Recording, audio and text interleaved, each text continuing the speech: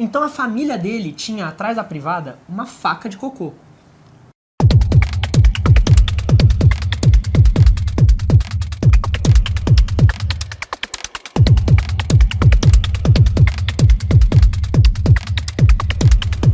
Olá!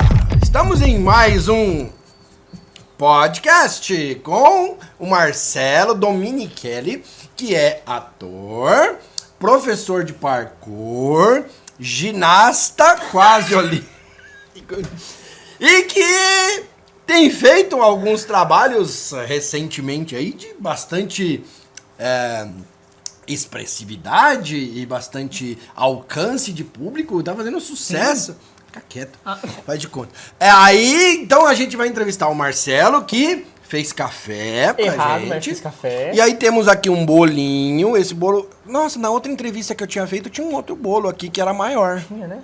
Nossa, pequeno esse, né? Bolo que a produção fez. A receita da Tami, que a Ana Maria Braga copiou. Bolo de laranja, parabéns, Tami, mais uma vez. Essa foi muito boa. Temos um cafezinho muito bom. Gente. Como é que chama? É especial o café?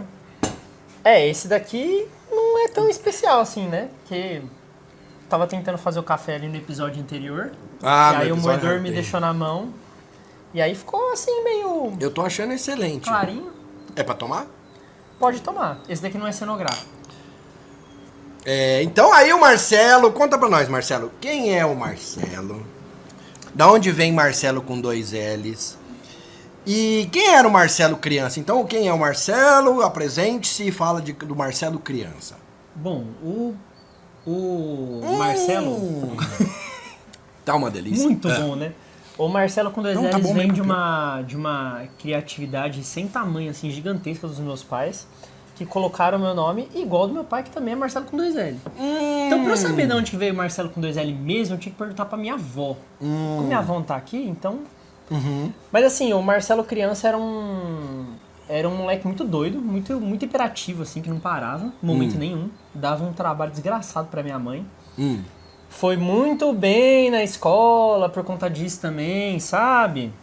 E aí teve uns diagnósticos de estranho, assim, quando era criança. Tipo, nossa, seu filho é muito hiperativo, não sei o que, vem cá, vamos fazer uns exames nele. Aí tudo isso daí que todo mundo tem agora, hoje em dia, eu tinha lá atrás, né? Porque, quer dizer, ainda tenho, né? E é um inferno. Então quando você chegou na hiperatividade, tudo isso aqui ainda era mato. Tudo isso daqui ainda era mato. Tudo isso aqui ainda era exatamente. E aí foi muito doido, porque só depois que eu conheci a Lê, que falou assim, então, mas meu irmão, ele é bem parecido com você, assim, sabe? Tipo, ele tem TDAH e não sei o que, talvez meu pai também tenha, não sei se você conhece o pai da Lê, né?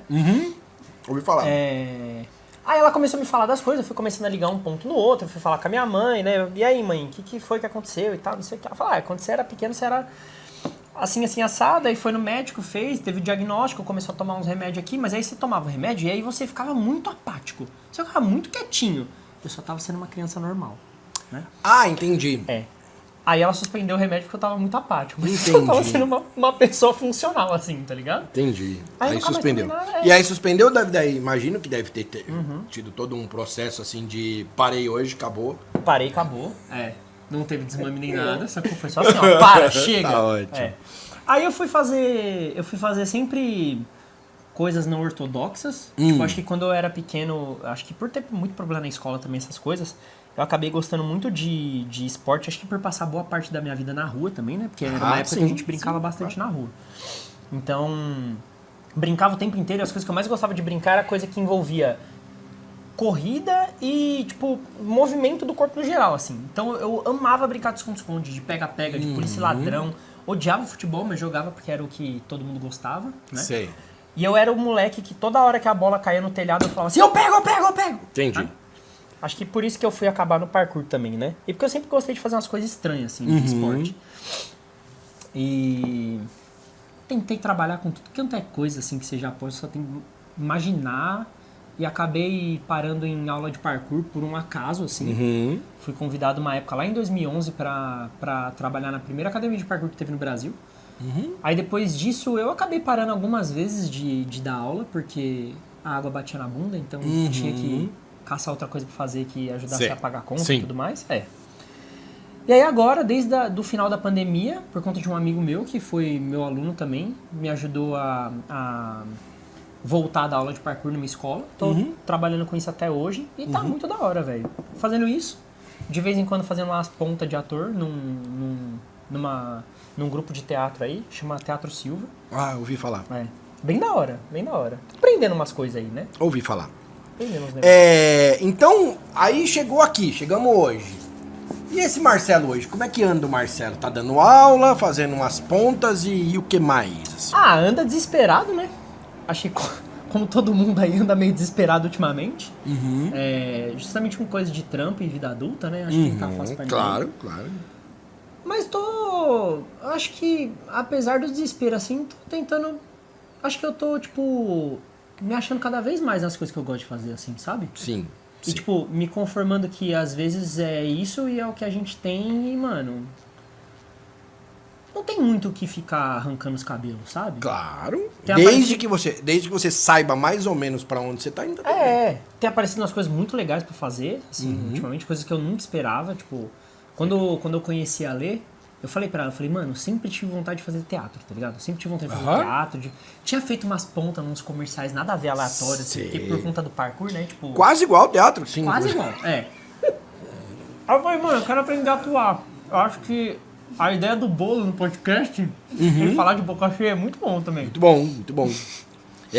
Dá uma ilustrada, né? Desculpa, eu tenho esse problema de ter muito cabelo e ficar pegando o microfone. Sei, por enquanto. Onde que eu tava mesmo? Aí comer o bolo no podcast e atuar. Pode crer. Aí a Lê falou assim, então, a gente dá aula de teatro, eu e meu pai, não sei o que, blá, blá, blá. Você não quer fazer uma aula de teatro? Eu falei, eu quero, lógico, né? Vamos fazer, não sei o que, blá, blá, blá. Era online por conta da pandemia, naquela época. Sim, 2021, né? Por aí. Sim. E aí eu lembro até hoje da primeira aula, assim, eu tava super empolgado pra fazer a aula, eu travei na apresentação. Já? Sim. Eu saí da chamada, não me apresentei, porque eu entrei em pânico, velho. Eu entrei em pânico, mano. Eu vou... Se apresenta aí. Caiu aqui! Tô passando no túnel. Avisa aí que caiu a conexão. Mas então aí você deu certo, você conseguiu aproveitar as aulas lá mesmo no online e tudo. E aí chegou aqui. E agora, então, pra onde vai? O que você imagina sobre essa veia artística do Marcelo? Então, eu não, pra falar a verdade, eu não sei pra onde vai, sabe? Mas depois que a gente fez as duas Paixões de Cristo, né? A primeira e a segunda. Da primeira eu saí super empolgado, porque eu achei muito louco. Falei, mano, que da hora. Fácil de água? Da segunda, que pra mim eu acho que era pra ter sido mais aterrorizante do que a primeira, porque a primeira eu tava lá atrás do palco assim, mano, meu Deus do céu, eu vou errar tudo. Aí não errou, né? Não errei. Aí da segunda foi muito da hora, assim, tipo, foi muito mais de boa, sabe? Foi muito mais tranquilo. Aí eu falei... também, né? São Jesus, né? Tive apoio divino na hora. Eu acho. Mas então, tipo... Eu quero continuar fazendo isso, sabe? Porque eu achei muito da hora. Tipo, muito, muito da hora mesmo, assim. Muito louco mesmo. Você recomendaria pra alguém, assim, vá conhecer o teatro? Você acha que fazer teatro é uma coisa boa? Mano, eu acho. Tipo... Acho que todo mundo tinha que ter oportunidade de se expressar de outras maneiras, assim. Interpretar outras pessoas, tá ligado? Perfeito. Tipo, eu acho isso muito da hora, velho. Muito fantástico, velho. Acho muito doido. Inclusive cura muitas coisas, né? Você ter esse escape, né? Essa possibilidade de estar em outro lugar, ser outra pessoa. Agora, a gente tem um quadro aqui no programa que é um quadro que você pode contar uma fofoca ou mandar um recado ou contar um segredo. Mas a gente vai fazer uma exceção nesse programa que você vai contar, já que a gente está comendo bolo, cortando com uma faca, você vai contar a história da faca de cocô. Como é que é isso? Gente, a história da faca de cocô, eu contei numa aula de teatro que a gente teve há muito tempo atrás, acho que era online ainda, né? Mano, e tinha que contar uma história, e a única história que eu vi na minha cabeça foi essa. Eu não sabia outra coisa pra contar. Mas enfim, vamos lá. É uma história que deu uma viralizada na internet uns anos atrás, assim, que foi um conto que um cara relatou no Reddit, na época. E ele falou que na família dele era comum as pessoas cagarem de tamanhos não compatíveis com o buraco da privada. Tamanho de um bolo, assim. É, tipo isso. Então a família dele tinha atrás da privada uma faca de cocô. Que era uma faca específica Pra fatiar. pra assim. fatiar, pra dar descarga pro negócio ir embora, tá ligado? E Puxa aí vida. ele não sabia que, tipo, era só a família dele. Pra ele era um negócio normal. Aí ele tava numa festa na casa de um amigo dele. Aí tinha... Não era muita gente, eram poucas pessoas ali. Ele foi no banheiro, fez o que ele tinha que fazer. E aí ele começou a procurar em volta, tipo, mano, cadê, tá ligado? Não achando lugar nenhum, abriu a porta, chamou um amigo dele e falou, ô fulano, vem cá. Onde que tá sua faca de cocô? Faca do quê? É, só faca de cocô, mano. Do que você tá falando? Que faca de cocô, mano? Faca de cocô, aquela faca que fica atrás da privada pra cortar o cocô antes de dar descarga, não sei o quê. Eu tô imaginando a cara do outro. Que você tá falando de faca de cocô, velho? E aí ele se tocou que o negócio da faca de cocô era um negócio só da casa dele. Que ninguém mais usava esse negócio em nenhum outro lugar. E ele tinha esse negócio de Quando ter você que fala cortar. ninguém mais usava, ninguém nunca usou em momento algum, tempo algum na história. Então, Ah, tá. pois é. Só que aí é que tá o problema. Porque como isso foi um negócio que foi parar no Reddit, outras pessoas começaram a falar que também usavam coisas parecidas. Nem sempre uma faca, às vezes uma faca, não. uma espátula, um palito, tá A ligado? faca, É. espátula de bolo, né? Espátula de bolo, é. Já tem um formato, inclusive, né? Pois é. E essa é a história da faca de cocô, assim. E eu contei ela numa aula de teatro.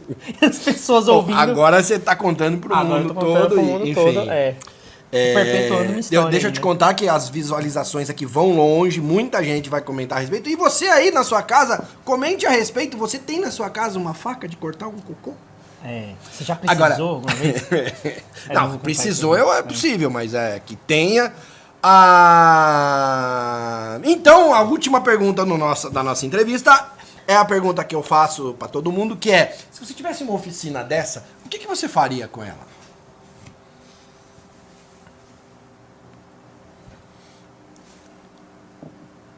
Nossa, você me arrumou um problemão, velho. Porque assim, eu faria muita coisa, cara. Eu gosto muito de mexer com marcenaria, mas eu gosto de mexer com várias outras coisas também. Tipo, bicicleta, desmontar e montar coisas, fazer projetos diversos, assim. Eu acho que se eu tivesse uma oficina assim, uma hora ou outra eu ia acabar achando um jeito de meio que viver dela, sabe? Mas não sei o que eu falei. Não vou falar arrumar, porque pra mim isso daqui tá arrumado. Ah, Eu tenho certeza Obrigado, que você viu? sabe onde estão as coisas, não sabe? sei. Se eu te pedir um alicate, você sabe onde tá. Eu tenho 8 ali, Então, tá vendo? todos velhos. Eu acho que, sei lá, eu acho que eu ia me aventurar um tempo assim, tipo, em marcenaria mesmo. Aprendendo a fazer móveis, assim, tipo, no geral, mas, tipo, fazer móvel bom, sabe? Fora Tipo, do sem- padrão, fora do clichê, né? É, Fora do MDF. fora do MDF, sabe? Tipo, usar madeira boa, aprender a fazer aqueles nó de marcenaria japonesa, sabe? Que eu acho muito louco. Eu acho muito da hora isso, velho. Que você quer um grande YouTube dentro da sua marcenaria. Imagina que louco, ia ser da hora, velho. Então tá ótimo. Foi a primeira pessoa que não transforma, quer dizer, a segunda, né? Uma que ia arrumar, mas que não transformaria em outra coisa. Teve gente que ia fazer casa, teve gente que falou que fecharia. Teve gente que falou que ia fazer uma balada, não tinha? Um negócio assim? Então é isso, eu Já tem conversei aviso. com o Marcelo Dominichelli. Muito obrigado. Eu que agradeço. Nosso programa está sempre aberto para pessoas de talento. Agradecer a nossa técnica, também em direção, também cortadeira de vídeos, também elogiadora de projetos de câmera móvel. Tami Kodato, muito obrigado. Obrigado, Fifi, porque veio. Obrigado, Letícia, por deixar o Marcelo dar a entrevista, porque ele estava pedindo para ela agora há pouco. E ficamos por aqui e até o próximo.